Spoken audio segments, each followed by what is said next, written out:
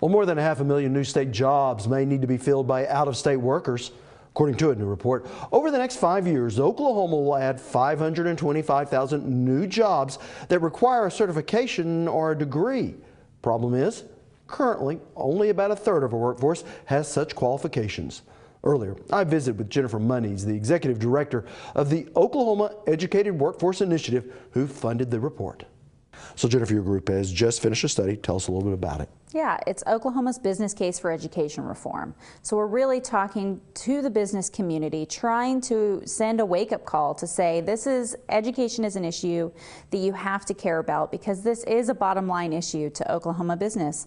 You've traveled the state and talked to businesses. You know that they're having a hard time finding skilled workers across the state.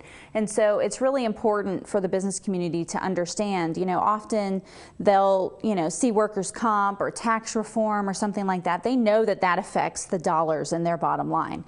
They don't necessarily see education in that same way, but it is a bottom line issue. One of the most startling statistics in the report talks about how by 2020, 64% of the jobs in Oklahoma will require some kind of post-secondary education, whether that's an industry certification from Career Tech, an associate's degree from community college, or a bachelor's degree or higher. A majority of those jobs are actually, kind of in that industry certification associate's degree level. Currently, only 33% of Oklahomans have any such degree. So 64% of the jobs are going to require that. 33% of Oklahomans have it. You can see that there's a huge skills gap there that is going to affect business. It's already affecting them now, and it's just going to dramatically increase, especially once the baby boomers start really retiring.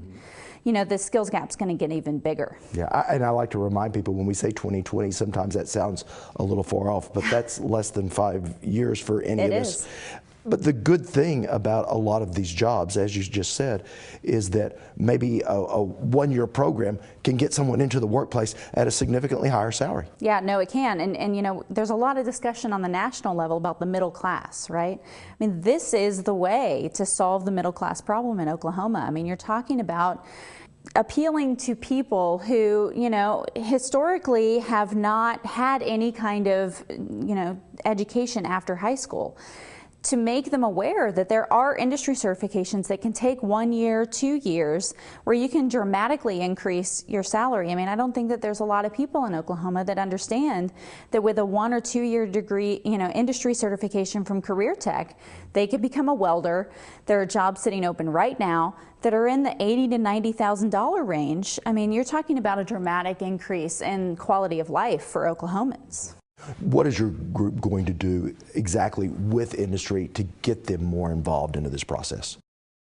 A lot of it is about changing the rhetoric, right? Because for so long, the education community thinks that business is trying to privatize education. And the business community thinks that the education people just want status quo and they don't want any change and they just want to leave things the way they are. The answer is somewhere in the middle there, as far and making sure that ultimately, we all want the same thing. We all want every child in Oklahoma to graduate and be able to get their dream job. That's what everybody wants, in the business community and in the education community. So really trying to bring those two groups together, and really the point of the study and of OEWI in general is to really motivate the business community to engage with the education community. I think that the business community, whether it's, on entrepreneurial skills or its ability to adapt, there's a lot that the business community has to offer the education reform movement, if everybody's willing to talk together and work together. Because I think, for so long it's been us versus them. And somewhere in the middle, the kids get lost in all of that. So we have to engage the business community to make them see that education is a bottom line issue for them, that they have to care about this, or else they aren't going to be able to find the workers that they need. But then also work, side by side with the education community to say, this is why the business community is interested. We aren't, trying to take over our schools or trying to take over education. We want to work together to make sure that we, have the workforce that we need and that kids lead a fulfilling and happy life right here in Oklahoma. Yeah, and recognizing that ultimately, whether it be a certification or a degree, your education is about workforce.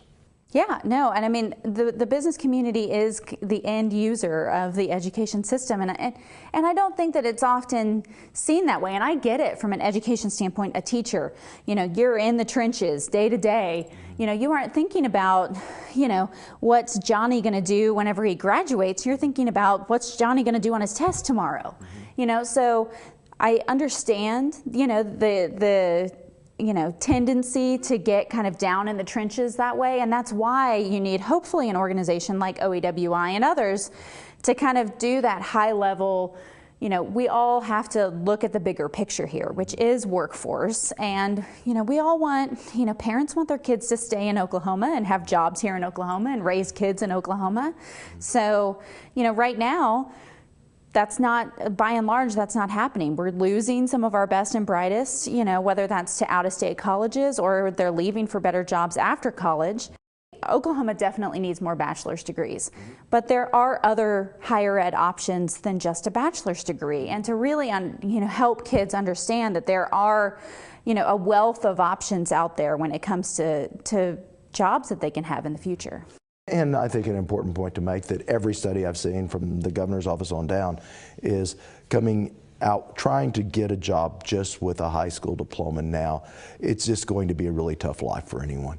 No, and I mean, it's almost impossible. I mean, regardless of what job you're talking about, we talked about welding earlier, you now do that with a computer. A lot of people and a lot of students in Oklahoma don't understand that manufacturing jobs aren't what they used to be. They aren't the dirty, assembly line jobs that their parents and grandparents had. It's sitting there working with a computer. And so even some of the jobs that, their parents or grandparents were able to get with just a high school degree, you at least have to have some kind of industry certification to get now. Now, in your report, you featured a area that we had just visited ourselves, and that's Mid-America Industrial Park. Tell us a little bit about why you like what they're doing. Yeah, one of the things, we didn't want the report to be all doom and gloom and negative. We had several spotlights on success. One of them, not to get off topic, but is Oklahoma's pre-K program. We start out really strong. We have 74% of Oklahomans in preschool. The national average is only 26%.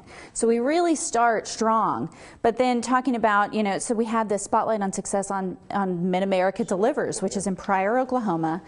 They really have, common education, higher education, and industry work seamlessly there where, in common education, jobs are the focus, that we're trying to pair students up with their skill set to make sure that they have a job upon graduation, fitting them into the area of higher ed that they best fit into, whether that's career tech, community college, or a bachelor's degree at a higher ed institution.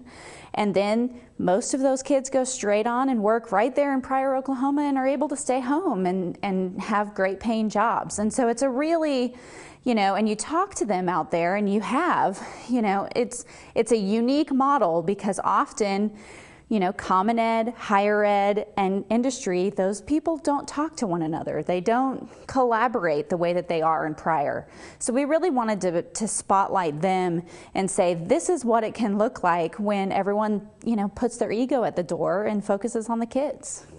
Right. Now, if you would like to see a little bit more about the Mid-America Industrial Park, we do have that story streaming on our website at okhorizon.com.